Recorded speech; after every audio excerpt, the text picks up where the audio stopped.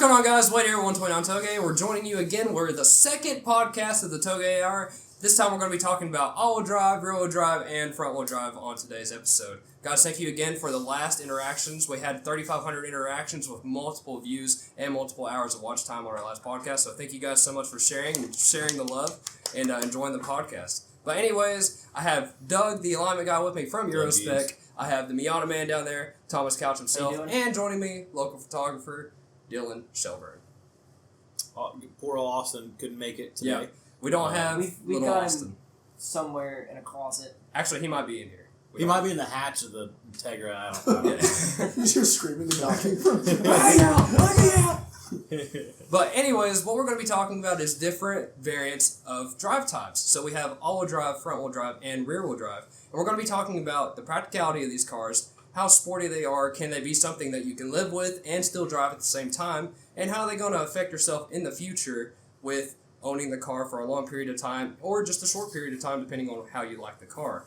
But let's get into it. We'll go ahead and start out with front-wheel drive. It's going to be the category. And who wants to... I feel like Doug should start Doug, that one. This is Doug's category. I'll start with Doug. It is my category 100% because I am a big Honda boy. I am. You can call me what you will. I don't care. Behind me, you got my Integra right here. My wife's got a Del Sol. I've got my favorite front-wheel drive of all time. That is the FK8 Civic Type R. I daily drive that car for the most part. I alternate cars and whatnot. I'm going to choose 100%, no questions asked, will be the FK8. My favorite front-wheel drive car just about ever made. I don't know many cars that you can do track days in, drive to the track, drive back home, get 30-plus MPGs on the highway, and go load the wife, the kids, whatever you got, the dogs, throw the hatchback full of junk, and go drive to the beach in the same weekend. I've done it. Three times? 3 times? Yeah. I've had friends travel with us in the car. I've been to Daytona in it. I mean, it's an amazing gas mileage car. It hauls butt when you need it to. It's so fun on track. I can't choose anything other than that. So it hauls people and it hauls ass. Yes. It hauls everything. And the kitchen sink, I guess. What's your least? You could put You a kitchen could sink put in a the kitchen sink back. in You Yeah. could. You really could, man. You could actually put a kitchen sink in the Instead back. of it hauling the mail, it hauls The mail kitchen and the sink. kitchen sink. And the kitchen Yeah, it'll do it, man. So what's your least favorite part about it? Because I know I've heard you talk like outside of this. Like, what's your least favorite part about it? Okay, I'll give you the top 2. Number 1 will probably be the handbrake. Yeah. my Oh, is God. it electronic? Yeah, it's the like- little- yeah. little- And what's weird is, I know we're still on Doug, but I was also going to choose the FK8 Type R as well for my front-wheel drive car, and that is like the biggest pet peeve I have with that car is the electronic handbrake. You just see like an initial D at it, and he's like, Shingo. Yeah. And instead of you hear that, that classic of the e-brake, you hear. Oh, it's so horrific. Now, I will say the other thing I wish it had, but also like I'm okay with it because I know why it doesn't have it. Weight savings, yada yada. I kind of wish it had a sunroof. Before I had the FK8, I had a 9th gen Civic Si, and I had a sunroof in it and whatnot. And I don't know, I enjoy having the whole sun beaming down through the roof thing. But I know the sunroofs leak. I know that. I know they gain weight on your car, especially up top. Yes, especially. I mean, the GSR here has a sunroof on it. But that's the only thing I could probably say. Other than that, I say my a little bit of peeve here, but I know why, is the red Alcantara seats. As awesome as they are, But it's so pretty, Doug. It's so dirty, dude. Yeah. they can. Yes. It so easily gets dirty. Hides blood. It does hide blood. So you can murder what do somebody. You could. And get away with it. But if you stain it, good luck getting that out. You better call a professional. Dude, that would make me so worried. Yeah. Dude, When it comes to the daily ability of the FK8 and still keeping your price with your parts. So, like, if you're buying tires for this car, if you're buying modifications for this car, and still using it the daily drive, which a lot of people, they live in an apartment-style area, so they have to focus and rely on one utility vehicle to do it all. So how do you feel about that? Well, I mean, it's a utility type of vehicle because you can store so much stuff in it. You know, you could live on a side street. You could live pretty much anywhere. I mean, it's a new car. So if someone just, so to speak, just comes by and kills it, then you can just get another one. You know, it's not like super rare, like if you were to own a DC2 Type R or, you know, EK9 right-hand drive imported car. Great cars, don't get me wrong. I mean, I would love to have that EK9 Type R, but the thing is if someone hits it, good luck getting another one that's reasonably priced. Or if it's fixable, any kind of parts for it. Yeah, absolutely. I have a counter Price-wise, to that in a second. Oh, really? on Yes. the... overnight I'm from Japan. Price-wise, parts are a little pricey. You know, spoon parts, Mugen parts, if you're going to, you know, really spend the dollar. Oh, like going into the aftermarket. Oh, yeah, aftermarket world. You know... Mods, yes. They are a little pricey, but, I mean, you spent $40,000 to $55,000 on a car. if you're Pay to play, you know, that type of thing. Yeah. Yeah, if you spent 55 Yeah. grand on your FK, you Yeah. spent too much, and that's just the bottom line. It Which is sounds crazy 'cause- better. Oh, go ahead. Because people like now, you know, obviously the car's still new, but people are paying crazy markups for the new FL5, the brand new Civic. Yes, Mhm. Dude, yes. there was one that sold for $67.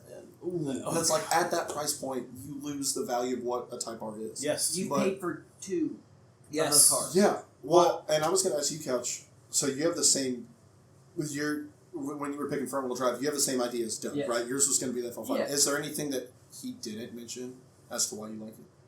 No.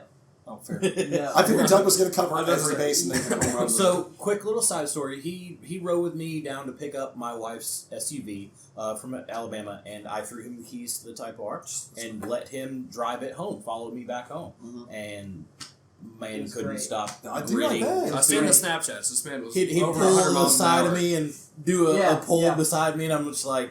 And at the end of the you day, know. it is a Civic, and, Yes. and it's based on the principles of a Civic, which Yes. is Yeah. like affordable. I can Yes. get around, and then you put everything Type R on it, and it's like, okay, this is going to go run a 730 something at the Nürburgring, piss off a lot of people with, you know, like the M2, for example, Yeah. does not Yeah. run a 730 at the Nürburgring. Correct. Yeah. Yeah, and Like- with the electronic suspension that it actually has from factory, Yeah. you can put lowering springs on it, and it will still set your height nice and pretty. And you could run the Touge with it. And when you run the Touge with it, I had a Miata for a while, for 11 years. It stomps it. I sold the Miata because of how much I loved the handling of the Type R. Yeah. Dude, yeah. I mean, they knocked it out of the park. Like, when you bring the Type R back, I think Honda did everything they were supposed to I do. agree. Now, one thing I will say with the Type R, especially the FK8, yeah, it's wide, especially if you like in It's so Doug's wide. in Doug's perspective, he went from an NB Miata to a Type R, and he sold the Miata because he liked the Type R so much. Yeah.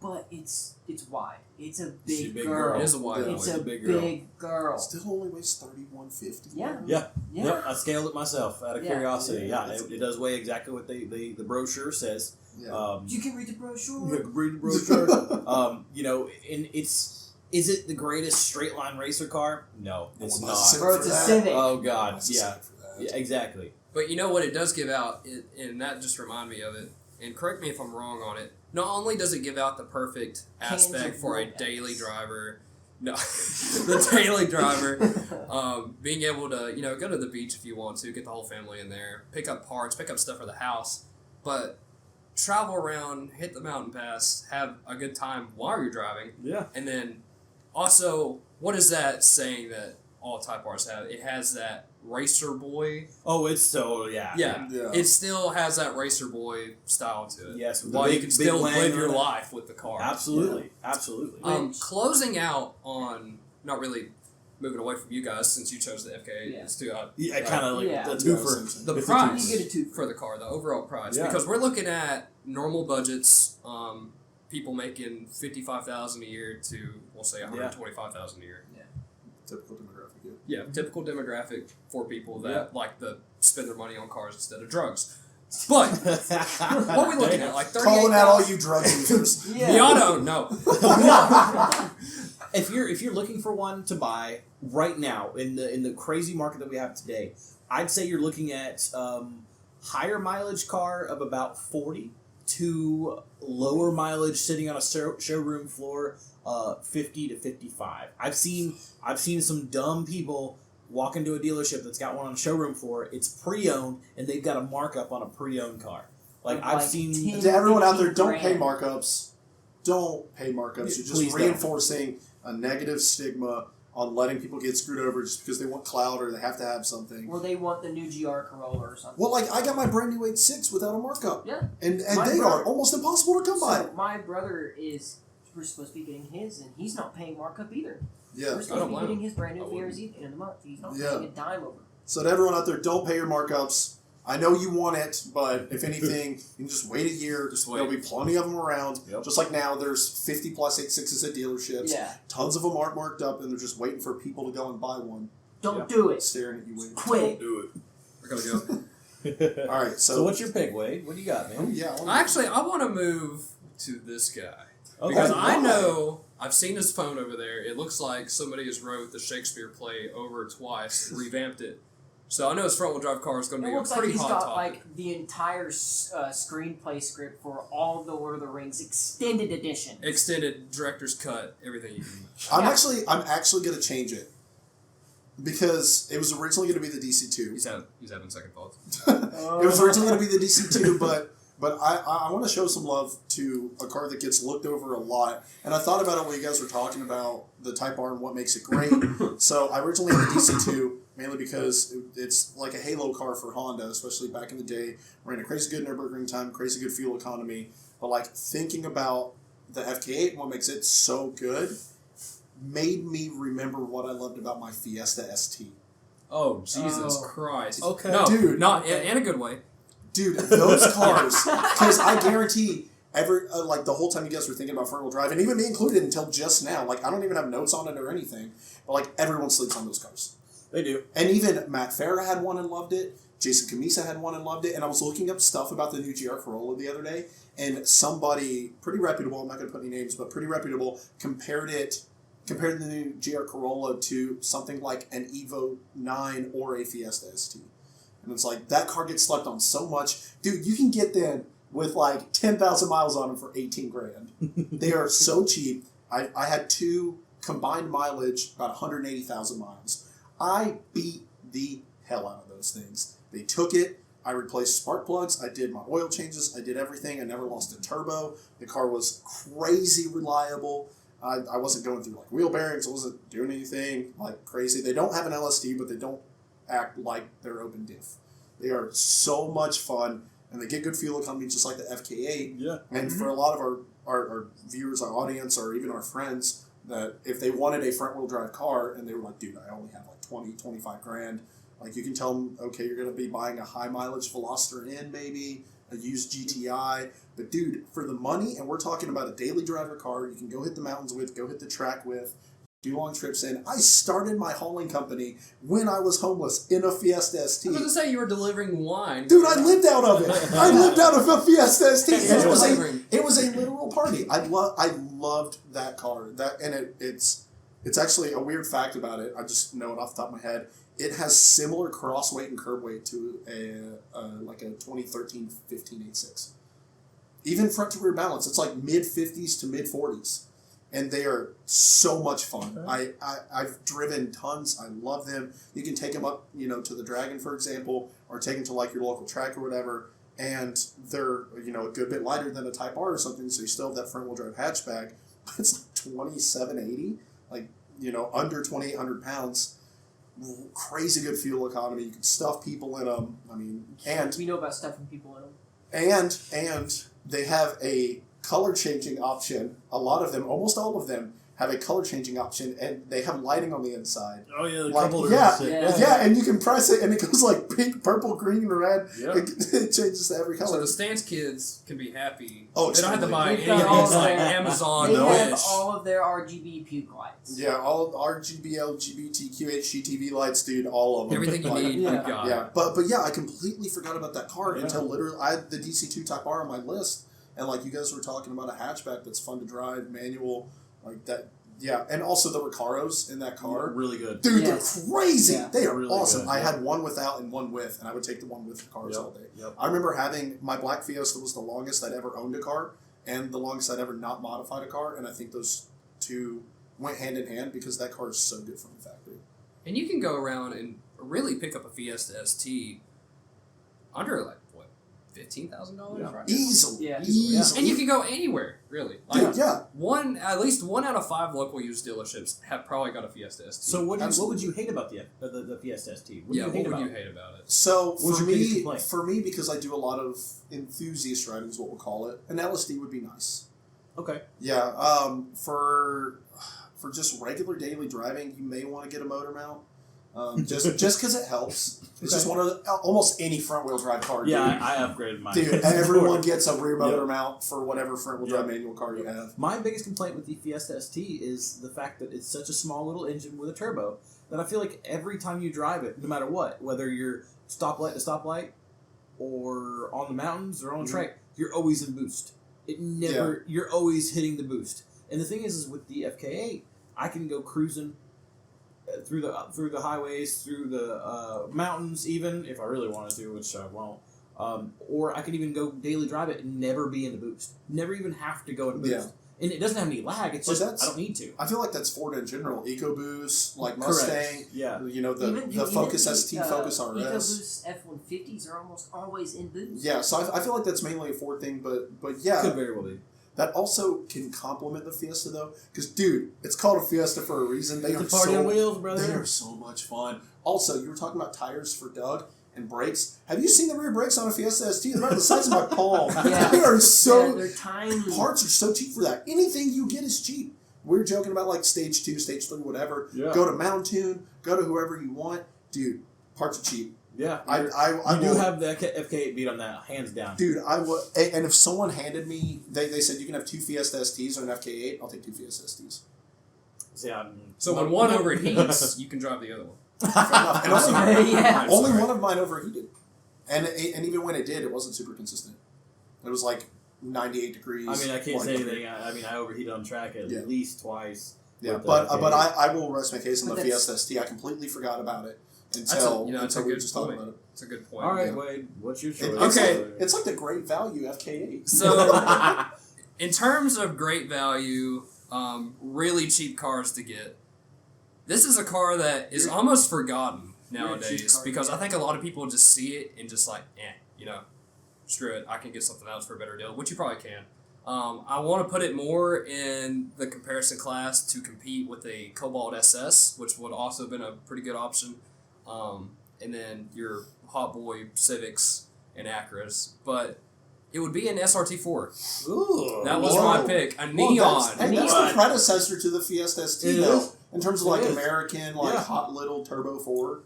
They were roaming around everywhere. And They were. just start fading off. It's what, like that. 2010, doing an 8, something like that. Yeah, Yeah. they just took off. Wait, So, in specific, I chose a 2004 SRT4. I don't know what the differences are. Injectors are year-wise. bigger. It's got a little bit more tuning aspect into it. I don't know if that was the last year or The not. transmission's still junk, though. Yeah, third gear, you might as well just go to fourth. But it's 4 doors. It's front wheel drive. For more horse. You can pick up an SRT4. I was looking before I did this research on I'm the gonna go with podcast. 6. Dude, 9K is the highest I've seen. Oh, So, God. now, don't get me wrong. They have over 100,000 miles. Of course. You need to expect something They're that's older cars. 2004. Nor That do they was have a third gear. long time ago. So Wait, can I say this just Yes. to piss off a lot of people? Absolutely. Factory, the Turbo Cobalt SS is faster than an R34 around the Nürburgring. yes, Oh, Factory God. time for time. Yes. Yeah. Oh, The- God. and put this in a reel. I will say it directly to the camera. A Cobalt SS factory, the Turbo 4 Cobalt SS, is faster than an R34 GTR around the Nürburgring. Argue all you want in the comments. Throw me under a bus and hit me with it. It's faster. Imagine saying wild. I got gapped by a Cobalt SS. Dude, That's especially wild. after all that development. Speaking of all-wheel drive cars, I don't want to follow that, but keep going about the neon. So, we're talking about price for it. It's easy to pick up. One thing about it, it's scarce. You see more of them being sold by That's true. private people. You don't actually see them on lots anymore. It kind of sad thing to see. So you can't really go out and get it unless you do your research on it. But you can still get it for cheap. parts for it are extremely cheap. There's a lot of variety out there because it was big in the early 2000s tuning scene. And the flood of parts that were just so mass-produced are still out there because no one's buying them because no one owns these cars also anymore. means, even though, it was like a mid-2000s thing in this car scene, like mid-2000s, you can put Lambo doors on it if you wanted to, probably. I just hear Need for Speed Underground just going in my head right now. So Yeah, you just see someone pull up. It's like underglow. Spinners are still spinning. And if you go back and look at the presence and the importance of an SRT4, regardless of oh yeah, check out that guy, he's got his neon, and then next thing you know, it's a 600 horsepower. They can Dragging your ass. Yes, I've seen some very fast ones in my day, man. But it's still a really good handling car. Not really in the aspect of in turns, but for a time reference, an SRT4 0 to 60 is 5.3 seconds. oh, it's faster than 8.6. Well, actually, it's 0.2 seconds slower, but the old 8.6, it's faster. Yes. Oh my god. Trust me, we know. 200 we should specific 2004 SRT4, 230 horsepower. So that's honestly perfect. How much for, do they weigh? They weigh. I have it wrote down here. They weigh. Do I need to Google it? I don't know if this is the exact weight. That seems a little heavy. I think that might be my all-wheel drive. What is that? Don't lie about it. 3,700. Yeah, that's pounds? not it. That's what the average driver in will. Yeah, that's The not average American. No, that's like average SUV. Dodge's test subject was the owner. 29. 9. I was about to say 29. It's Okay. right here. Yeah. You know. That's heavier than I thought. Slight side question. One of the cars that a lot of people sleep on, but I think is actually kind of cool, is the Caliber SRT4. Yeah. The SUV thing. I mean, how often do you see them? Mm-hmm. You almost never see them, and when you do see them, like they actually look kind of cool, like in a weird way. I will give it that. They do. Weird way. So I mean, like, have you sat in a Neon though? I have. The seats feel awesome. It's a really comfortable car, Yes. and it feels bigger than what it is. Yeah, but I mean, does. you have to be in the 2,900 aspect that pounds. The back seats also have ample amount of room. When we were in high school, this car seats 5. We had 11 people in an SRT4 because we didn't want to walk to the high school. We wanted to go from vocational to the high school parking lot. Yeah. So we put 11 people. We had like 2 people in the trunk. There's Yeah. multiple people in the back seat. I yeah. think one guy was like planking in the middle. Yeah. Nice. But when it comes to seating, you So seat if you have an 11-person family, then you're covered. yes. You covered. It's a minivan with Clown It's a car. tax Yeah, return who for needs a that minivan? family. If you get a bigger family than what you needed for the SRT4, just buy the Caliber. Yeah, there you go. I mean, see, it's slightly bigger. If there's one thing I do hate about it, it's the aftermarket parts are out there, but I feel like you're going out and you're buying an older car, so your maintenance costs are gonna be up there. And when it comes to someone living in the aspect that you don't have a garage or don't have anywhere you can And do working the on the maintenance car and and all that, upgrades, that could really affect you because not only are you going to pay for cheap parts to put on the car, you're going to actually have to pay for more labor for someone else to work on your car. And at that point, if it goes beyond what a monthly payment would be for something like a Fiesta or an FK8, then that's where it eclipses the point of the car. If it goes Yeah. past an Or the FK, you back. need to buy a new car. Yeah. Unless the SRT4 Just let it owners. go. Oh, God. But that's pretty much it. You can go to the beach with it. You can hit the mountain, take it to the track. Yeah. There's a guy that goes to Jzilla track days that has one. I don't even think it's an SRT4. It's just a neon. Or it's probably, yeah. The yellow one? The red one. That's There used to be a yellow real. one too. It's a beater. Yeah, It's they're beaters. If you were- Sintra R. If you were to pick 3, spitball really fast, honorable mentions for front wheel drives. Oh, I have one. Well, pick one. Go ahead. We'll just go 1-1-1. Go Honda ahead. Fit. Honda Fit. Yeah, okay. Honda Honda Fit. Your Honda Fit as well. I was going to say Honda Fit or the Cobalt SS because it's out there and easily to obtain. Get beat R34 on it. Yes. Just saying. Nissan Sentra SCR Spec V. Oh my god. Dude just listed off a whole Scrabble game. Yeah, I know, right? Yeah. What's yours? Probably the Sintra R. Okay. Sintra R. I like I the forgot one next to about the that. DC2 Type R. It was on my list. I mean, boom. when it came out, great. I have a ton of facts, but when it came out, great. But I think it's Yeah. a little too old at this point. Yep. The CRX is an awesome platformer. Also old. Also very, very old. Very old. So make sure you do. That's a lot what of that's what makes bushing me like upgrades. the Honda Fit. Dude, they're so good. Grid Life made a class for them. Yes, agreed. And That's they're awesome. so dime a dozen. There's so many of them. And also, if you like having top-down weather but still want to drive your front-wheel drive, Del Sol. No, also old though. Old as shit. He's just listing up Hondas. I have to list off all the Hondas that we own, so might as well, right? Anyways, let's go to next. What do we got next? All-wheel drive. We have. drive? Let's go ahead and hit the all-wheel drive class because the rear-wheel drive hits home to a lot of people. But all-wheel drive has got some pretty good hitters. I know we discussed it a little bit ready. before. So yeah, let's go ahead and start with you. All-wheel drive. Off the So I chose. So when we were talking about this, it is a dailyable car. You can take it to the tailgate, take it to the track, whatever. Yes. And anybody that watches Initial D or like cares about Japanese cars. Today's sick. No, I'm joking. An all-wheel drive is. No, the R32 GTR. I think when that came out, and still to this day, it is a staple for Nissan. When you talk about just Nissan enthusiasts in general, there are whole meets dedicated to GTR. You have R Day here. You have, all these tuning shops that still exist for Skylines. You look like you want to say something. No. Oh, I saw his finger go back. He was about to be like, "It's not a Honda." My only thing would be it's just so pricey nowadays. So so when it came out, it was $35,000, and this is back in 1993. Adjusted, we're looking at 81. Which is I think about it. If that car came out today and say it had all modern features, modern all-wheel drive stuff that we're used to, I think it would absolutely be worth 81. But that's just my opinion. But I like what Nissan did. They had, obviously, the R30 and the R31, and they were doing all the JTCC racing and everything like that. And they go to Porsche. Actually, they don't go to Porsche. They buy a 959, which, that's a lot of money to invest in R&D even back then.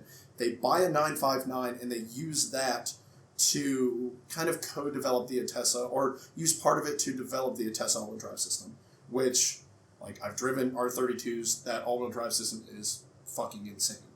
I hate to cuss on a nice podcast, but dude, it is crazy. It's just it's kind of like with the R35 it's rear-wheel drive and held subs, and then it's all-wheel drive. Especially for its era.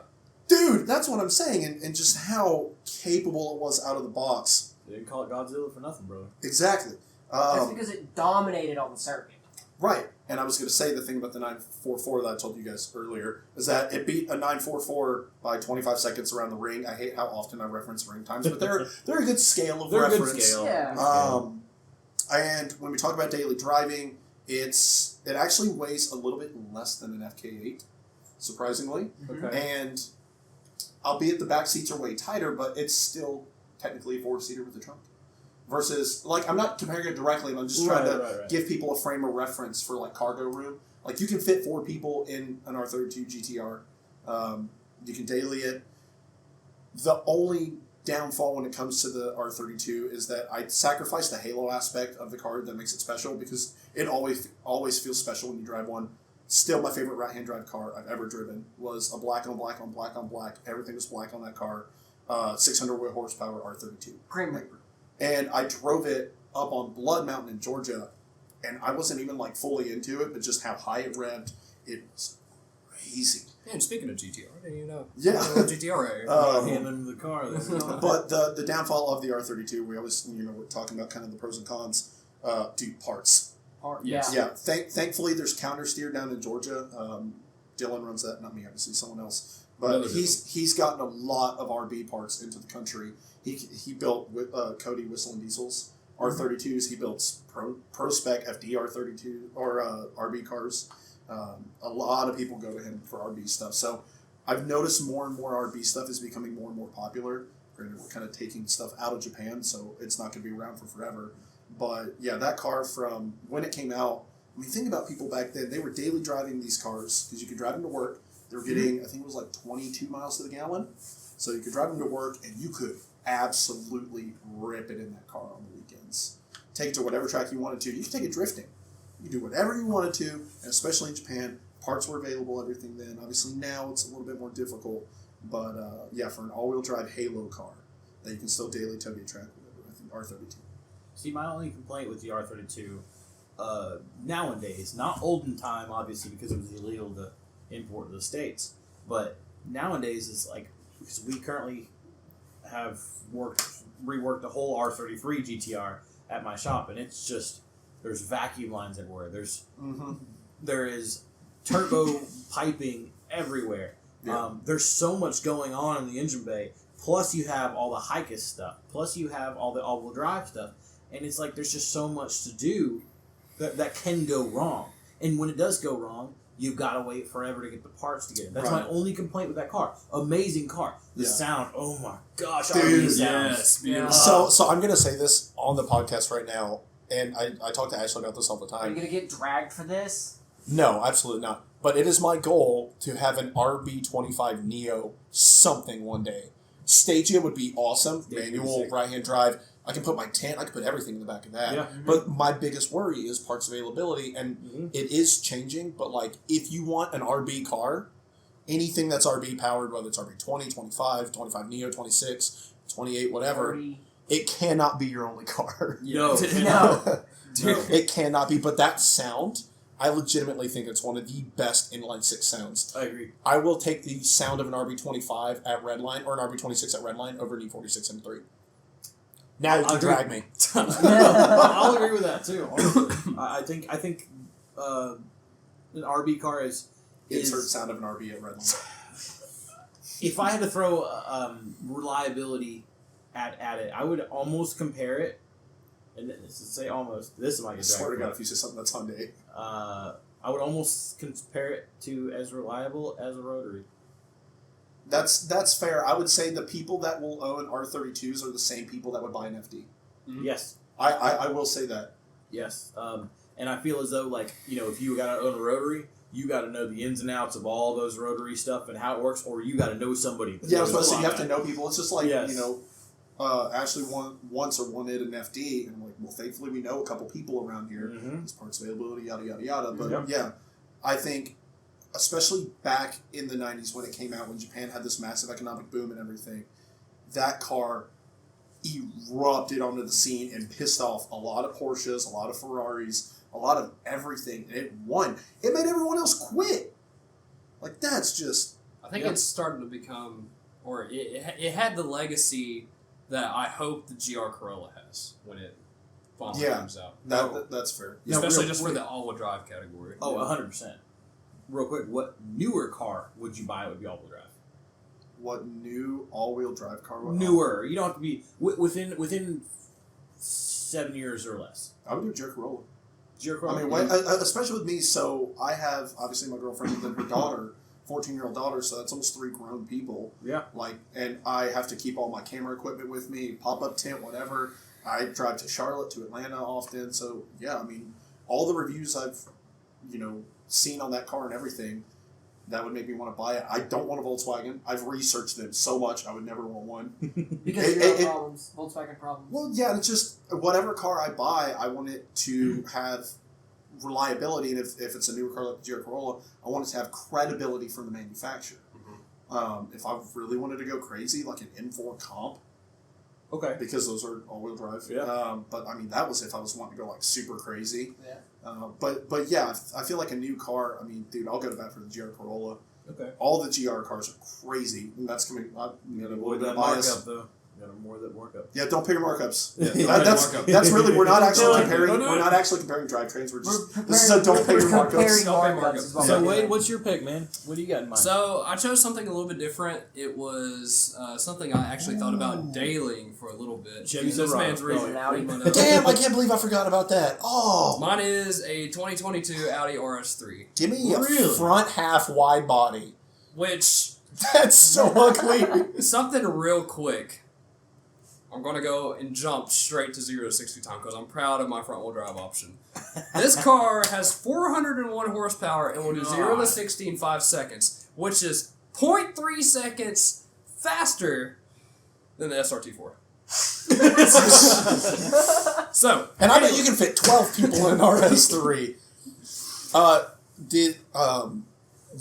you, are you going to put a picture of it up? Because Yes. that's fucking, dude, they are... that weird gorgeous. half wide body, dude, they look great, especially in that blue.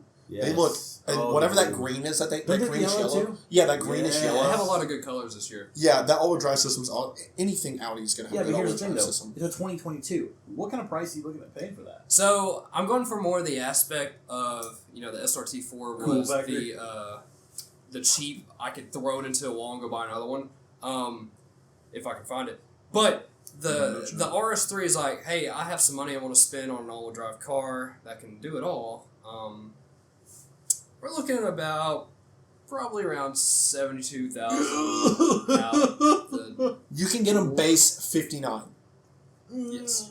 Yeah. Dude, you're buying Audi's like flagship. That's true. Tiny, That's like- true. Yeah, But and also that that transmission. And the sound. It's a baby Huracan.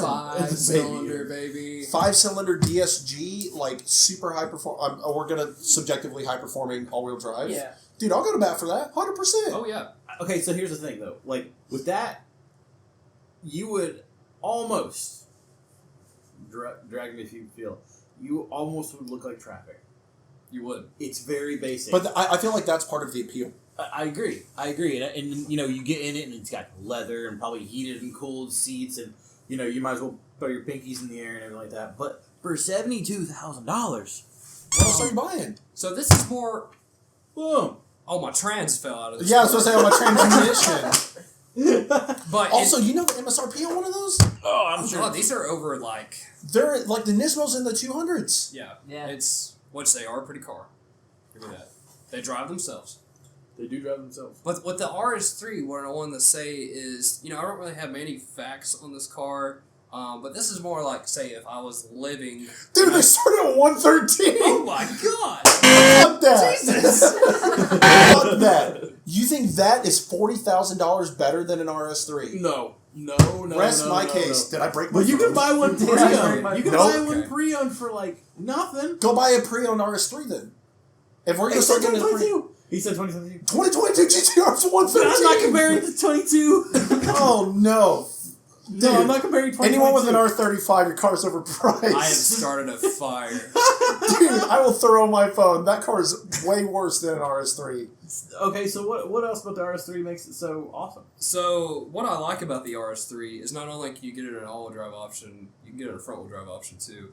Okay. Which is cheaper. Yes. If you look His at all front-wheel drive and all-wheel drive cars in RS3. If you look at, I thought about it. I think you're paying for the RS3 Quattro, is what the difference would be because they raced the TCR RS3s in IMSA that are front-wheel drive. Lost to those a lot whenever I Yeah. worked on the Type R team. No insult, but I worked on an IMSA Type R team and we lost the RS3s. And Veloster ends a lot. And then the Don't sleep Elantras on that came car. out of nowhere. Huh? I was gonna pick an Elantra for front. The launch Dude, there's one around here. Okay, they There are is, way, I will go on record, they are way prettier in person. Yeah, they are. Dude, that front end, I don't- not that bad in person. Oh, yeah, sorry. I can't. I pulled up to the gym this morning and there was that light blue, that powder blue, I like with the blue. front end. Love It blue. looks way better in person. Nope, still hate it. I've seen it in Okay, person. Doug, what Lost her about in. Sorry. what about we're getting off topic? But Yes, just we're so good. real quick. Front ends. The new what is it? The M4. The guy that owns where we go. I don't hate it. Yeah. It grew on me. Oh, I the love G80? it. The big buck teeth. I like it. I'm sorry. I like Yeah, it. yeah, I'm a okay. fan. It grew on me. It gave me, when I first ever seen it, I was like, whoa, what the hell is that thing?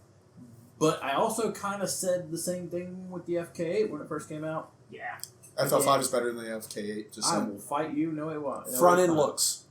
No, still not. I like the regular traffic aspect. I'll take my hot boy shit anytime over that. FL5 doesn't have a big aggressive wane. No, Well, no, but it it's looks an more like afterthought. regular traffic. That's what I'm saying. Yes. From the front alone, you will confuse a new Civic hatch and Oh, an yeah. FL5, which is what I like. Yeah, and I'll Which go is to what you sleep. don't like. Yeah. I'll Okay, fall I asleep. don't want to get too off topic. So Alright, what else yeah. about the Sorry, RS3 boys. you Get back got? on top. Sorry, boys. Get back on top. The RS3 is, well, this is the one that we got the weight on for the SRT4, but 3,600 pounds, all-wheel drive, that's about average. Other than the GR Corolla, but we can't really talk about the GR Corolla because it's not fully released yet, but maybe we'll do an updated episode later down the road and talk about There's it. trickling in right now. There's But the starting to trickle in. RS3 seats 5 people, but in the aspect of buying this car, if you go to the beach, hit the mountain pass, and everything like that, and I've been fortunate enough to see how these cars perform. They're really fast on a mountain pass, which doesn't make any sense at all. Like, they're extremely fast. They're fast on the track. It seems Crazy composed. fast. But So the electronic bad suspension. thing about it is It's an these cars are expensive, so the parts are going to be expensive. Yep. But I believe it's like owning a Barrett 50 caliber. If you own the gun, you have the money to Yep. shoot the gun. Yeah. You have the $5 Pay to play. per round. Yes. to Yeah. Same thing with like these guys that own these Audi R8s, Pagani, stuff like that. Pay You to know, play. pay to play. Not So like- Yeah. that's why I'm going for that aspect, and I'm going for more of like, hey, this is my do-it-all car. Okay. But that's really all I have for the RS4 because, Also- or RS3 because I didn't write that much stuff down. That for it. that weight probably comes from the like extremely beautiful interior. Yes, Mhm. it's got Seats, a everything else. lot of creature comforts. Yeah, Oh, like if totally. you knock on the dash of GR Corolla, it's gonna sound like that. It's all cheap Yeah. plastic. Yeah. But dude, yeah, the RS3, Oh, yeah. I bet the ride quality in there, like the sound level in there is nil. Oh yeah. Dude, that Now, would be such a now nice if car you had to to own. choose an older one, like a '90s all-wheel drive, what are you choosing? It's a hard choice. I was thinking about this because if I want to go out and buy the daily aspect of it and not really worry about it, but I was actually going to choose like a 2004 the 2006 STI. I Okay. think that was Ooh, actually what I was going to go Great with. choice. If I didn't pick the R32, I would have gone with an Evo. But they're just 6. hard to come by anymore. You can't Yeah. go to a dealership and You find them. can't. It's like the You can't. SRT4. It's all private. And stuff. it- But at least Yeah. with the Subaru, you can find parts. Yeah, you I can't will find say Yeah, that. that's true. You got it right there. And you're gonna fucking need it. I bought a brand new car with a Subaru motor, and I blew my motor up. My choice. Yeah, that wasn't your fault though. No, It it's was not your fault. Another story, another time. That's Yeah. right, yeah. So my choice, 100%, is going to be an Evo 9. Yes. Bro, Okay, come good on. choice. Evo I like 9. that. It wasn't. I didn't go with that generation Evo, but I did go with an Evo. Dude, did you I choose just- a 10? No, Oh. absolutely not. I don't have. Sorry, guys. I don't- Sorry to anybody that has an Evo 10. So I am a Man. fan. I am a fan of all Evos. All of them. I don't think there's a single bad Evo they've ever made. You're I a don't, bad Evo. and I don't care what anybody says about the 10th gen being bad. Love Evo 10. Love them. No, that all-wheel drive system's crazy on that thing. All all-wheel drive systems are awesome. All Yeah. of them. Even the old school mechanical stuff from the Evo 1, 2, and 3. Well, the 10 has AYC, which I think is crazy. You can have 100% of the torque to one wheel. That's crazy. AYC active yaw control, by the way. So the Evo 9, I think, is a great car. I mean, obviously, daily aspect, you got your 4-doors, you got your 4-cylinder turbo. Right. You got a good sized trunk. MyVec, so fuel economy. Myvec. Which is VTEC for nines- Mitsubishis. 9s have Myvec, right? Yeah, the Yeah, 8s yeah. don't. No, 8s nothing pre. No, I think the 7s do, but that's a whole other thing. But 9 and 10 kind of both have. Okay, The 10 kind of that's- has MyVec, but the reason everyone wants the 9 is just it's the most modern one without being the 10. Yeah. Yep. It's still light. You have the And 4063. you feel like the everything looks else. better, too. And the customization availability for the 9 is awesome. Dude, go to any Japanese parts website. There's yeah. stuff for the Evo 9. Yep. And the bumper options, the body kit options, the spoiler options. That's why I've got to choose an Evo 9. If I had to throw a random price out there for a good one, that's not like, some bring a trailer pristine 10,000 miles on the odometer. I mean, you're looking at your 30s, dude. 30? The bubble pop. Your 30s to 50s, I would say. And I mean, 50, I think is... Depending on how good of condition you are looking. 50 Correct. is sub 20,000 mile car because the bubble pop. So those and NSXs are both coming down right now. The NA1 NSX. For anyone looking for an NA2, sorry, you're long gone. But yeah, like 9s are in the 20s. See, that's awesome. And I mean, I'm talking about like they have like different colored turbos, like FP red or whatever. Yeah. Like a little bit of a turbo upgrade, a tune, some 18 by 9.5s, and you're say 60,000 miles. 265, baby. You're like 28.5. Yeah. Or 29. And I mean, like, the interiors of a 9 is a little outdated versus some of the rest of the cars. The seats, the Recaros are amazing. Amazing. And just about any Evo, to be honest Just with you. any Dude, Evo cars Any are- Evo. yeah, well, fantastic. the 10 had some dodgy seats. It 'Cause depends they're on from- which model you got. Yeah, you know? but I will say, if anyone's going to even consider an Evo 8 or 9, or really any Evo in general other than the 10, get a 5-speed, not a 6-speed. They use the same box. They just shove another gear in the 6-speed. Yeah. So, Yeah. but anyone that even knows Mitsubishi's knows this, is that the 6 will overheat before the 5 will and break. Yeah. If anyone out there wants to correct me, Yeah. well, whatever. But yeah, if you're going to get an Evo, get a 5-speed. Never See, get a 6-speed. if I was going to get an Evo, it would be in either the blue or the yellow. That's just a me thing. I don't know why. It's just that's the two colors I love. Also, it's crazy to me in 2006, they sold the RS which didn't have a sunroof, but it also didn't have ABS. What? They sold the Evo 9 RS, and it doesn't have ABS. It makes no sense. It was their stripped out track version. Yeah. And they're light too, man. They are crazy light. Well, But yeah, they sold the Evo 9 without ABS. I do love an Evo. I've got friends that got Evos. we do have a close friend that does have Yes, Evo. yes. We've seen very fast people up there running Evos. Dude. From the mountains. But they rip. Honorable mention for me, which is more of a car to get as a hobby car, not so much as a daily driver, would be the Celica GT4. The ST205. Dude, ST205. One of my all-time favorite right-hand drive vehicles. I think they are absolutely gorgeous to look at. The 4 headlights in the front, the big, larger spoiler in the rear. Awesome. For anyone that doesn't know, the Caldina GTT exists, and that is the ST205 drivetrain in a wagon. I like wagons. Wagons are cool. Wagons You are fucking do love awesome. Wagons are awesome. I don't have a problem with wagons. But the Celica GT4, I think, is a gorgeous car. That was a Halo car for Toyota, too. Obviously, Subarus are awesome, too. I mean, your pick is easily one of my favorites as well. Especially, I'm more biased to the Hawkeyes, but at the same time, I mean, you've got you've got Subaru problems. You've got your ringland failure, your head gaskets, your complete failures. I mean, you've got them. But the thing is you kind of get those similarities with the 4G63. I mean, you start pushing power to 4G63 and your head starts lifting. Mm-hmm. Yeah.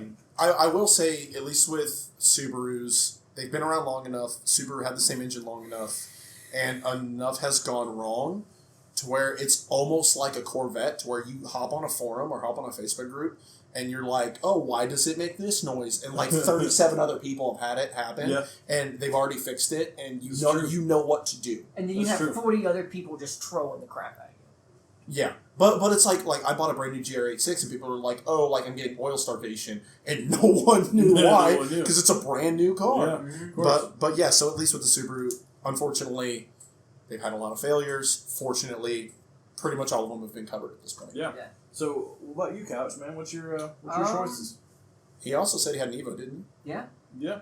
What? For me, it was a tough choice between the Evo. It was between the Evo 4 or the Evo 8. The Evo 8 was way newer, obviously. It's 4 Same thing generations as a newer. 9. Yeah. It's practically the same thing as a 9. Obviously, we have a closer room than Evo 8. Mm-hmm. That car absolutely rips. But he has the 6-speed. Yep. Doesn't he? No, he's I'm not? pretty sure. Don't quote me on this. He'll probably be on the comment yeah, section. he'll probably. Josh, don't get mad at us. Yeah, don't get mad at us. Yeah, don't get mad at me. Fix your car, please. Either way, he needs a transmission. What'd you expect? Which seems to be sort of an issue. A common with occurrence. Yeah, it's like the Subaru thing. It's Yeah. like Subarus need or STIs need motors and Evos need transmissions. Yeah. Yeah. You know what I'm surprised with But an Evo? there's so much room in these cars. There's so much room. The back seats are great. I mean, yeah, it's a mid-2000s back seat, but you still there's ample amount of room in them. It's not something that you're going to be like this in with your freaking backseat of the Audi seat. They're TT. very, very Yeah. roomy cars. And it brings me up to what I was going to say about them, which is kind of sad. And everyone's going to enjoy their car for what it is.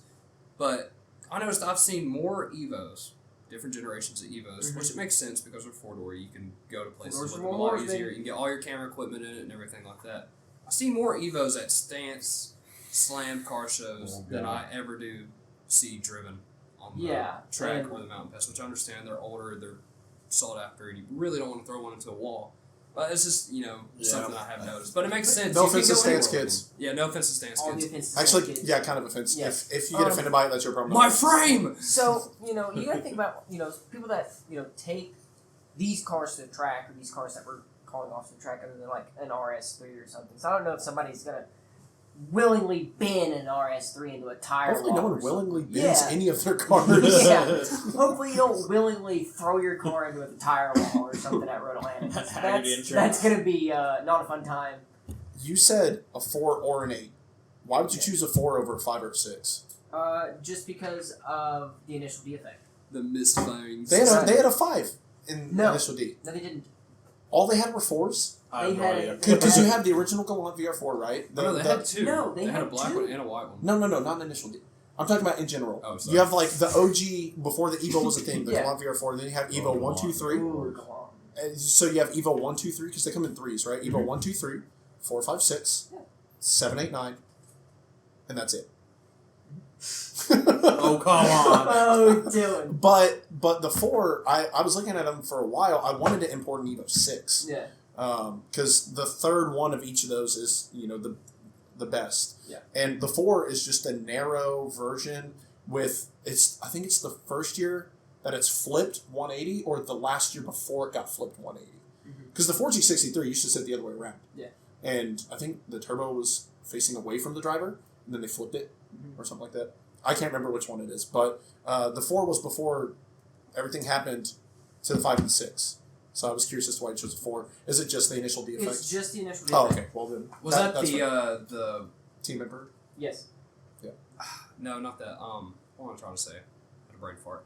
Was that your second pick, like the hot pick that we've been doing? What was that one? Well, Okay. the hot pick that I would do, especially if I like... Or if- contender pick, sorry. Yeah, contender pick. my hot pick for an all-wheel drive is probably a Galant VR4. They are cool. Just Wolf and specific- That is the Clothing. duty car that Yeah. can do it all. It really is. Wolf in sheep's clothing right there. Before we move to the real drive category, I've been jotting down some notes. It's been quiet for a little bit. I'm really proud of this SRT4. I'm proud of my Neon. Bro. So I mentioned the STI, right? Which does, okay, hold truth that little SRT4 that could. An STI has a quarter-mile time. Is this like a brand new one? No, this is a Keep in 2004. mind, this 2004 STI, SRT4 does not 2004. have a third gear. Well, this car I'm comparing it to might not have a motor. But 2004 STI. We take your motor. 13.23 second quarter mile at 104 miles an hour for the 2004 STI for Motor Trend. Okay. And SRT4, 13.9 quarter mile time for the 103 miles an hour for that one. Wow. For SRT4. So Jeez. 1 mile an hour less? Yes. 0 to 60 for the STI, 4.8 seconds. Neon, 5.3. It's That's still not far there. off. So you're looking back and there's a Neon. And that's also front wheel drive versus all wheel drive. Mhm. So the 0 to 60 is going to be pretty different. That's Yeah. actually closer than I thought it would Yeah, be. I started doing it. I was like, oh my god, this guy's actually holding on a little bit. I mean, in the Neon does not have launch control Yeah. at all. No, Manual. It's all you, At baby. all. once you get to third, you just pretty much just go. I'll be for it. honest, I'm sure the FK8 060 time sucks because you just blow the tires off the first gear. I It bet don't it's matter not what that the hell bad. tire you put on it. I bet it's not that bad. That's awful. I don't. Our last category I'm so ready for this is one. one hot boy category, which all these everyone's going to have their choice, but for me, I'm going it's to tell you gonna right be now, 4.8. Doug's hot pick is going to be an AE86. No, it's not. I'm ready with mine. Who wants to go first? I guess I'll take the fourth. Okay. I'll take the fourth from whatever. All right. So, if I was to choose a rear-wheel drive car that was fun to drive, daily driver friendly, can handle all seasons, can hit the mountains, hit the dragon, hit the track, go on trips, etc. Question, can it jump turn 3 at Road Atlanta? It probably could. It would have to do BMW M2 Comp. I love that. Oh, I love that. It's a 2-seater. So, I mean, realistically, if you and the wife decide you want to have multiple children, then get an M3. Okay, it's not that hard. 4 doors, Um, 4 doors. But an M2 Comp, I think, would be the best. In their, like, kind of like that, like, brighter blue color they've got Pretty. would be more Pretty Yeah. acceptable. Yeah. Dude, that orange looks good in the sun. The orange orange is what goes Matt's to- like what Matt's But, like, likes. the interior styling is fantastic. You've got tons of different features, tons of different tuning options. The exhaust notes sound incredible. The driver's seat is 2 degrees to the left from the steering wheel. It's not straight on. It's like What an this. odd fact! I like I that. know. That's cool. So, like, I can never own one because you On- sit in it and instead of you being straight on with the you're wheel, like this. it's pointed 2 degrees to the left. Yeah. On Dylan's episode, My OCD. The More You Know. Well, it's so they can make it fit with the B pillar. Okay. If I was to choose a a rear-wheel drive car that was something that you could have on the weekends to enjoy yourself with, it's going to be an S2000. If not very closely followed by a Mazda Speed Miata. Mans likes his roadsters. Yeah. Well, I mean, you gotta think, man, if you're going to be using it as a weekend fun car, you're not going to be driving it in the snow, not going to be driving in the wintertime. You can drive it in the summertime, the springtime, the fall time, leaves are changing, fresh buds in the spring. You're going to want to drop your top. You don't want to have the open area. You want to enjoy yourself. That's why the Miata still exists. Yes. Yeah. But it's Other still... than the fact that it's the most raced car ever. Yes. But you've got drop top. You've got roll bar options, so you're worried about safety. Galore roll bar options. Yes. Galore. Both cars. I'm going to choose the S2000 over it because you've got that 9K red line that it's a screamer. And he's a Honda boy, too. I'm a Honda boy, so I'm going to choose a Honda. You're going to enjoy it. Unobtainable, way overpriced car that I'm going to choose for rear-wheel drive would have to be probably either an NSX or a 5th gen Viper. Unobtainable. I'm talking about way over. Those are pretty attainable. Those are upper 5th gen. No, they're lower six figures. Doug, that's attainable for some people. Are we talking base Viper or ACR? Oh, no, even a base or a TA. I mean, you're still. I guess you're upper 90s. I think. Yeah. Some correct. You can still go to a grocery store to Viper. Yeah, that's cool.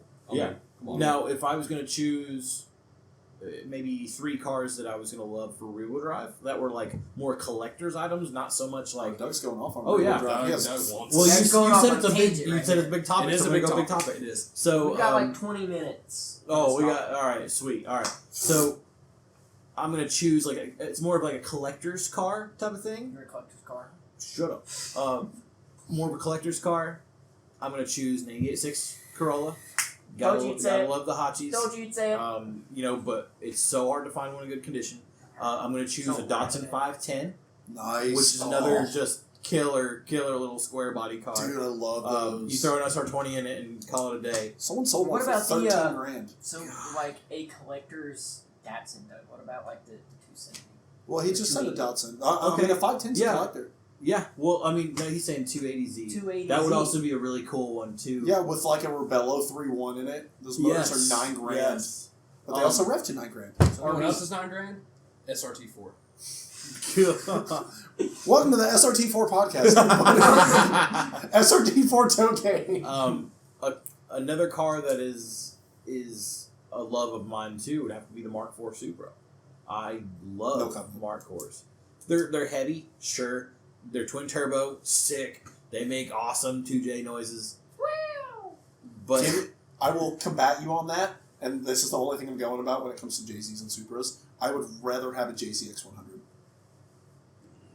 Give me a chaser. 1J sound better than 2Js. Fight me. Everyone fight me. I don't care. A 1J sounds better than a 2J. 4 doors for more capability. I'm not saying that on a podcast. You've been saying it the whole time. But dude, the JZX 100 is baller. But that is not one of my rear-wheel drive picks. I just heard you say Supra. And we gotta touch on the drifty boys. If you're gonna be a drifty boy, you're gonna mess something up. You're gonna hit some walls. 240, 350Z. E36 gets a mention. E36 Because people are starting to move away from 240s. Well, pick up E36 and E46s a lot. 46 I can see more of. Yeah, like a 325, 328, 330. Yes, because they're easily attainable. Dude, parts are everywhere. Everywhere. Junkyards, you name it, man. Slap a bumper on that thing. Another honorable mention would have to be the FCRX7 as well. Mm-hmm.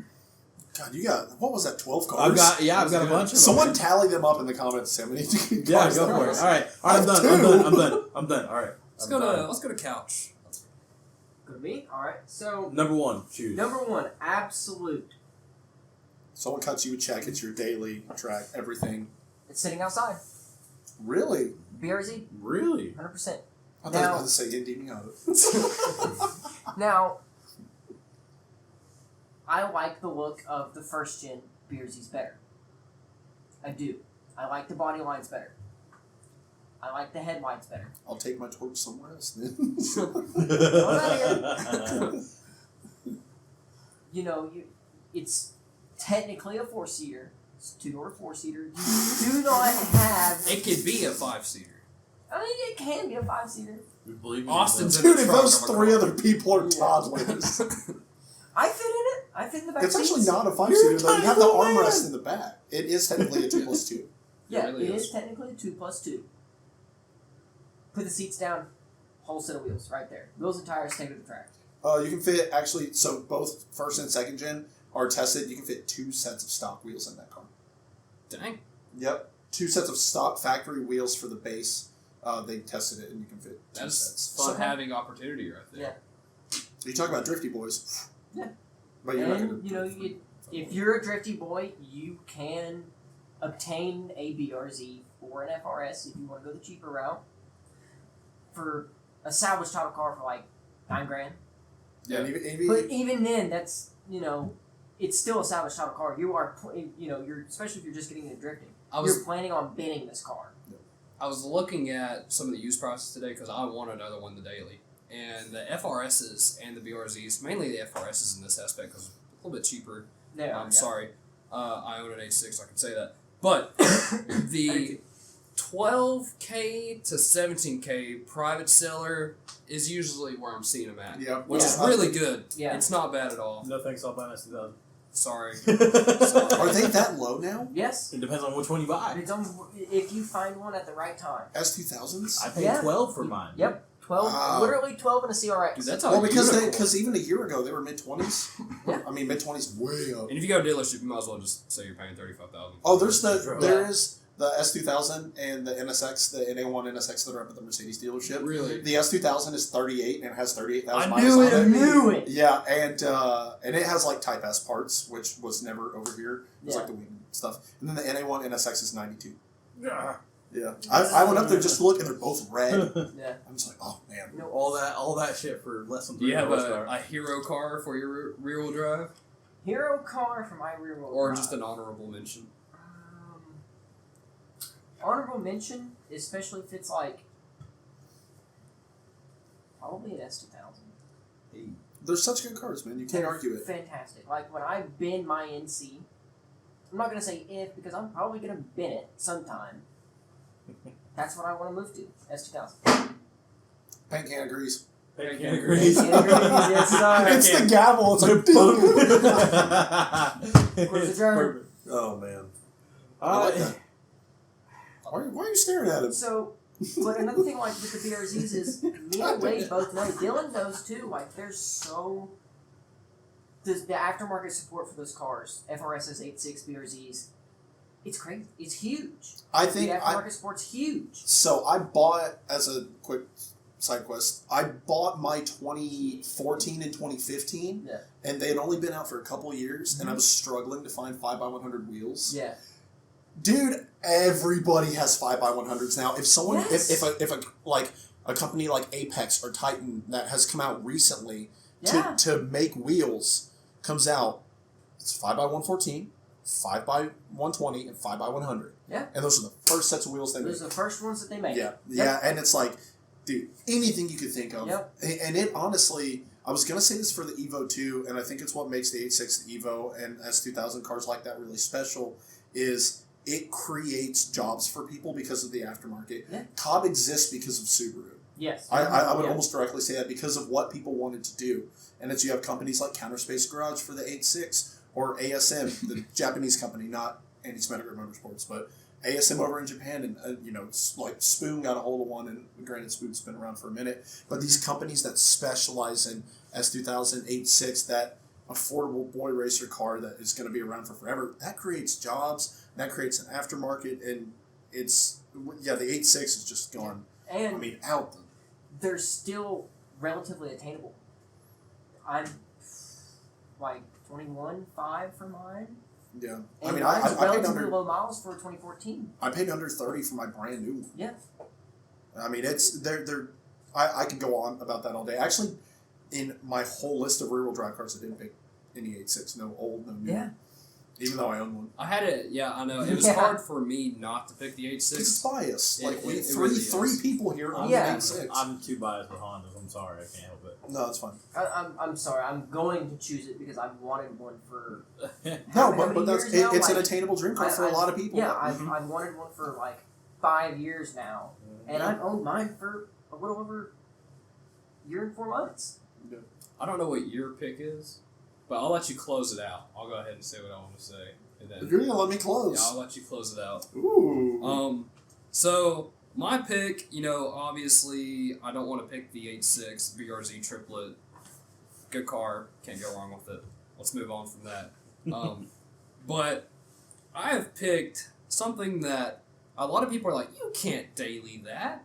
That doesn't make any sense. I swear You to God, if can. you say a C5 Corvette. No, C6 Corvette. I So But I, I see I, fine. that was is very close. I have a car almost the same as that on my list, but I purposely avoided Corvette, Miata, and M3 because they're they're everywhere. There's a lot of them. They're great, but I purposely avoided. I went for more like rare Halo car. Yeah, the So- C6 for me, the reason I picked it was because they're easily attainable over here in the USA. They They're like are. 40s Okay, right now, dude. Alright, you can They're get them attainable, though. wherever. Okay, you're going off your obtainability. I was gonna ask Z06. Z06 price up there. Base or Grand Sport prices a little bit lower than that, but if you just want to buy base Yeah. C6, dude, And 32, And it still hauls the mail. Yeah, it Still hauls still them. hauls them out. and does everything that Also, a Z06 Grand can Sport and Z06 both come dry sumps. For anyone that is Yes. like big into tracking and stuff, the Grand Sport is my favorite of the C6 because it comes dry sump. You get the Z06 wide body, but you don't have to deal with valve drop. These are LS7 specs. So we're looking at LS7 Z06, a little bit average or a little bit more than the average Z06. That's an LS3 car or an LS2 car. $70,000. Yeah. But in my aspect of picking a Z06, it would have been an LS3 car.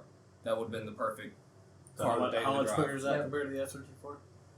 Well, yeah, it's a lot faster. The SRT4 that good is But- not That's gonna be fair. like 5.4 seconds. Yeah, with the C6, you could even take it a step farther and go ZR1. Go I on. was gonna pick a ZR1, but then I was like, I think that goes outside the realm of. Attainability. 100K. Well, it goes outside the realm of what a C6 should be. yeah, And it goes like, okay, for that small niche that wants to go crazy, it's almost like if they made like a Civic Type Z yeah. that was like even better than the Type R and they priced it at 70. Yeah. Like that goes beyond what a Civic reaches out to. That's You, true. you might hit 5% of the demographic, Yeah. but you're missing 95%. You're still missing that. Yeah, I feel like the 95% Z06 and the Grand Sport hits your like 70% mark.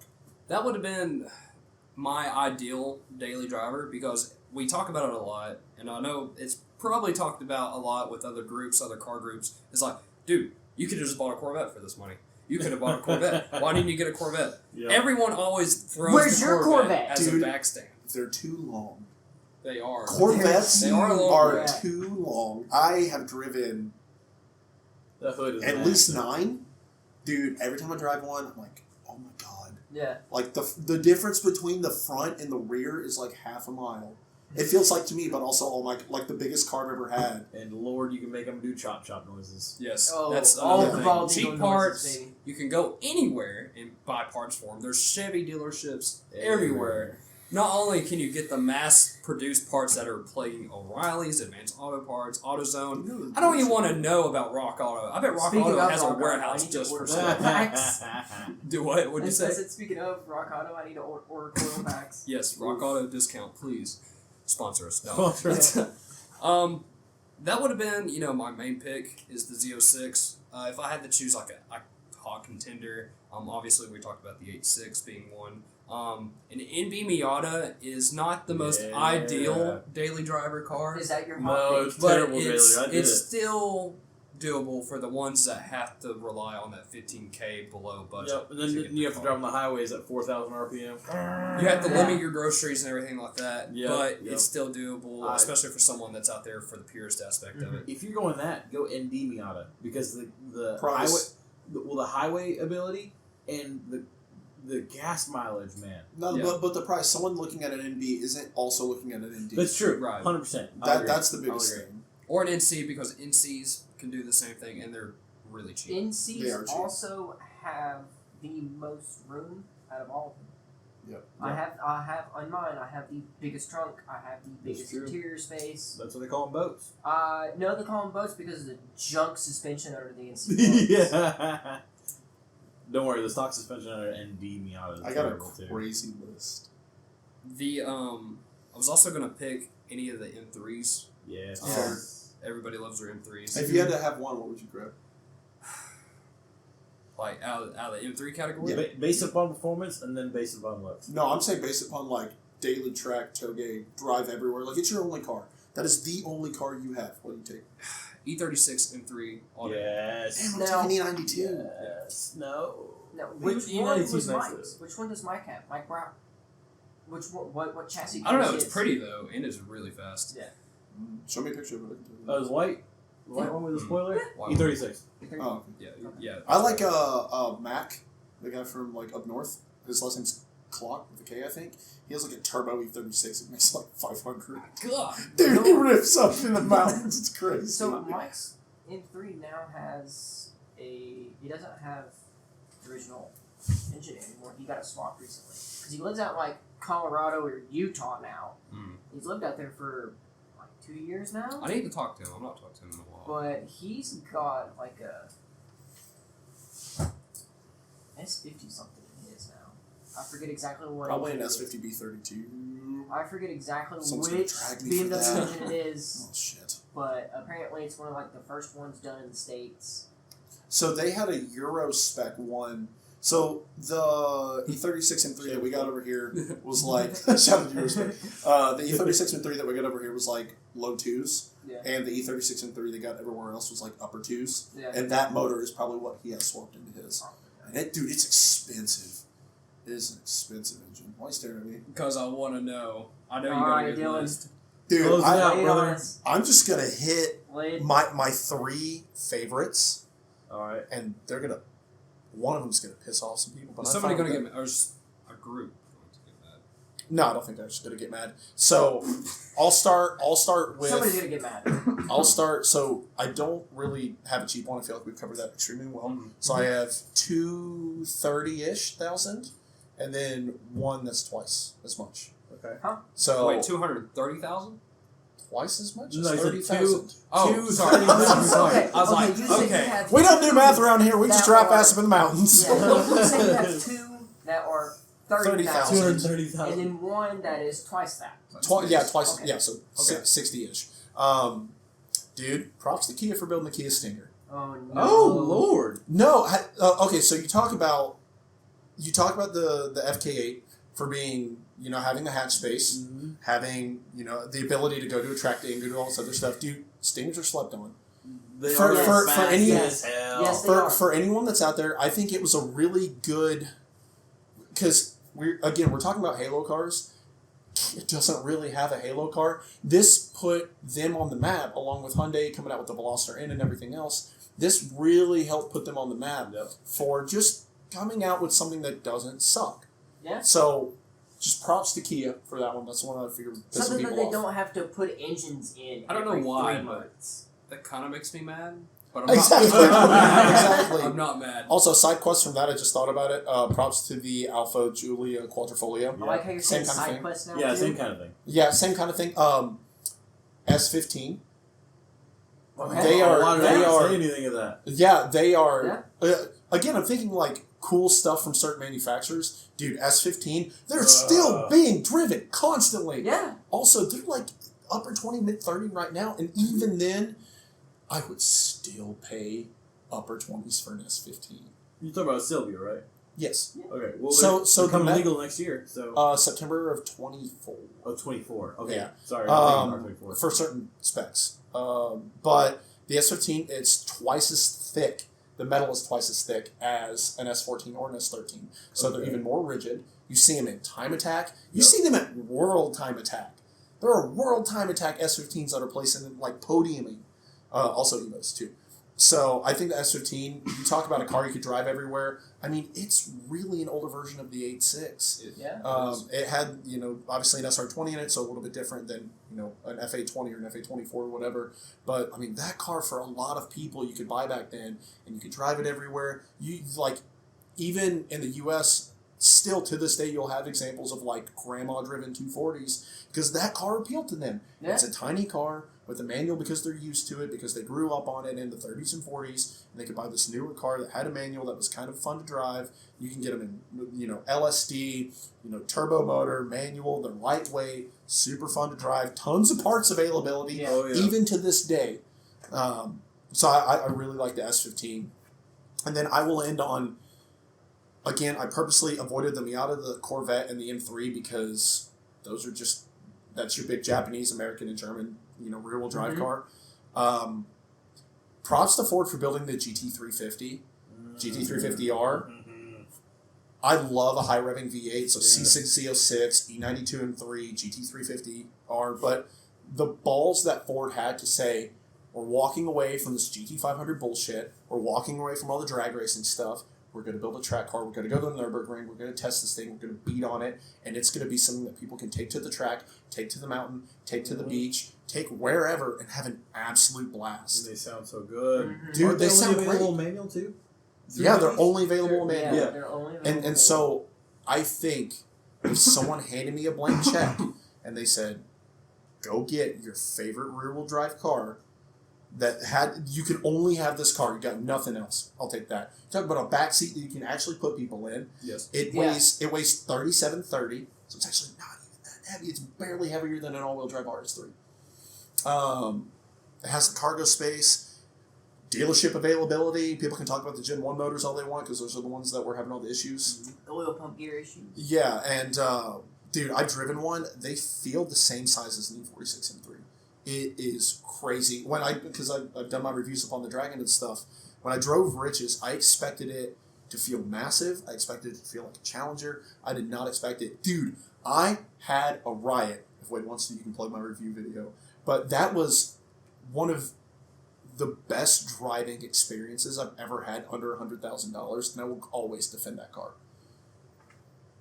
It's just the driving modes that you can adjust to your needs, and that's a part of, I don't think, something you touched on a lot. I know the Type R can do it, but you can the assist. You can have it in sport, you can have it in comfort, you can have it in normal. Shit drive modes. I'm not gonna lie, it's not that much. But in the Mustang, it's awesome. Obviously, parts are going to be expensive, wide tires, brakes, all that. But the amount of development and time that Ford put into that to walk away from really what they're known for, they've not really built track cars before.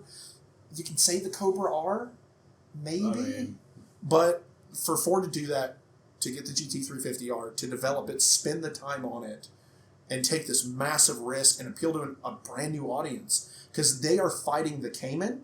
They're fighting the M3. They're fighting the Corvette. And so props to Ford for building that car. I will absolutely defend that car until the day I die. Look what they're doing now with the Mustang, too. Well, look at the Epsiode racing series. Yeah, Trans Am. They got Mustang versus M3 versus Cayman versus something else I can't remember. I mean, they're competing with all them. The interiors of those cars, incredible. Dude, you have the button to make the exhaust quiet or loud. Yeah. So, if you're cruising on the highway, 7-hour trip, you want to turn that thing down a little bit, you can. And even, I drove it up, so I drove one up here at the Dragon, obviously. One of the tightest roads in the country. Dude, it was so composed. It was fine. And the owner, our buddy Rich, he was actually put it in comfort mode because it handles the undulations in the road a lot better than being really stiff in sport mode. So, just to be able to do that, I can literally... if that was my only car, I could leave from here, take the Dragon all the way down to Road Atlanta, and have 2 different drive modes, obviously comfort or sport up here, whatever. Go to Road Atlanta, hit it in sport, and then drive home. Mm-hmm. Dude, I'll take a GT350 over a C6 Z06, over an M3, over anything. Not to shit on your choice, but just that is such a good car. Talking about American vehicles, a lot of people now, and they still have that stereotype that when you're up on the mountain pass, for example, you see a Camaro or a Mustang come up and you're like, oh my god. Which, it does depend on the driver, but from a track experience and seeing how these cars are developed now, the newest gen Mustangs and Camaros are really good cars. They are. 6th gen ZL11 LE runs the ring in 716. That's crazy. Also, shout out to the Cayman for being an affordable used car before any Porsche person Yeah. is like, you didn't mention the Cayman. Not a single one of us Yes, have said anything Porsche. I just don't like Porsches. After the IMSA shop that I worked for, we also worked on Porsches, and dude, they're just, I don't want to pay Porsche tax. Yeah, I didn't get that. That's the big thing. Spark plug's super easy to do. On The those maintenance on Porsches is like there's a lot of stuff you can't do on your own without They're- having that computer assist to unlock they're- your calipers and everything like They're that. popular for a reason, but I'm talking about my Honda does I feel like that is more catered towards the demographic is why they like them, because it's like, you know, everyone gets a P card because it's one of the best driving experiences on track or on the road, whatever. But like, yeah, that group is okay with paying $300 for an oil change, or, you know, having a $4,000 brake job or something like that. But yeah, I will. and then they're not okay with their brakes squeaking in town. Some of them. Some of them. But yeah, I rest my case on the GT350. I'll end it on that. That's one of my favorites I've ever driven. We've all had really good picks. I'm very, very happy with everyone's picks. I think they're really good. And you can dive into this category really, really We can far. argue. There's talk 6 hours. tons and tons of cars out there to really dive into and evaluate on. But I just want to say thank you guys so much for watching. This concludes the podcast for this episode. Our next episode, I'm going to go ahead and drop a teaser if you guys are still here, still listening and talking to it. We're going to be talking about how all these aftermarket companies are dealing with all the emissions, the EPAs, everything that's going on that's restricting this 2025 push that we're getting out of all these car manufacturers and really bringing to the end of an age of something that we really care about and we're super passionate about. So that will be the next topic that we're going to be talking about, and it's going to hit home to a lot of people. It sucks. We hate seeing it, but we have a lot to talk about on I that. have a really good topic And, for that. Yeah, there's so many things that we talk about that especially happened in the last 2 years. But anyways, guys, thank you so much for watching. If you liked it, hit that like button, subscribe to the channel. Thank you guys so much for the last subscriptions that we got. We ended up having 75 subscriptions on the last podcast episode, which thank you guys so much. Thank you for the feedback and the interactions that we've been getting recently. And if you watched the Christmas video, hopefully you enjoyed it. We spent a lot of time doing that. And I just wanted to get something out there for the 2022 season. We're going into 2023 really big and hard. For occasion on that. But, guys, thank you so much for watching, and we'll see you next time. And as always, keep it in the past. Don't pay markups. Don't pay markups. SRT4.